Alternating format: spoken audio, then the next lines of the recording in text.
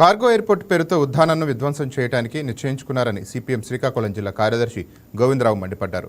వెంటనే cargo airport ప్రతిపాదనను రద్దు చేయాలని డిమాండ్ చేశారు. పోలీసుల నిర్బంధాన్ని ఎత్తివేసి వేధింపులకు ఆపాలని అన్నారు. సముద్ర తీర ప్రాంతాన్ని కార్పొరేటర్లకు అప్పగించవద్దని కోరుతూ జిల్లా కలెక్టరేట్ సమీపంలో పూలే విగ్రహం వద్ద కార్గో ఎయిర్పోర్ట్ వ్యతిరేక పోరాట కమిటీ నిరసన దీక్ష చేపట్టారు. కార్గో ఎయిర్పోర్ట్ పేరుతో లక్షలాది జీడి, కొబ్బరి, మునగ చెట్లు నరకడం వల్ల వాటిపై ఆధారపడి తరతరాలుగా జీవిస్తున్న వేలాది మంది జీవనానికి ముప్పు ఏర్పడుతోందన్నారు. కార్గో ఎయిర్పోర్ట్ పేరుతో ప్రజల భూముల్ని కార్పొరేట్లకు అప్పజెప్పడమే అభివృద్ధియా అని ప్రశ్నిస్తున్నారు.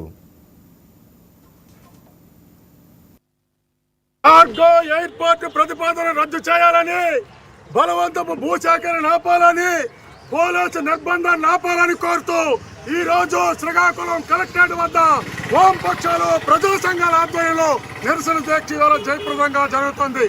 ఈ రోజు రామ్మోహన్ నాయుడు గారిని ఒక ప్రశ్నలో తెలుసుకుంటారు ప్రజలంతా.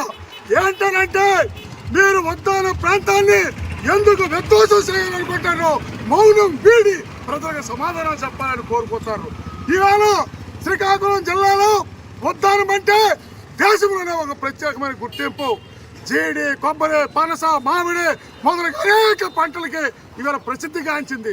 ఈ రోజు ఒకవైపున ఆ విధంగా అయితే దాని మీద వచ్చిన ఆదాయంతోనే తరతరాలుగా వేలాది మంది వేల ఉపాధి పొందుతున్నారు. మరొక వైపున పర్యావరణ పరంగా శ్రీకాకుళం జిల్లాకి ప్రకృతి వైపరీత్యాల నుంచి ఈవేళ ఒక రక్షణ కవచంలాగా ఉంది. ఈ రోజు ప్రజల జీవనాధారానికి ముప్పు తెచ్చి, పర్యావరణానికి ముప్పు తెచ్చి శ్రీకాకుళాన్ని నాశనం చేసే కార్గో ఎయిర్పోర్ట్ ప్రతిపాదన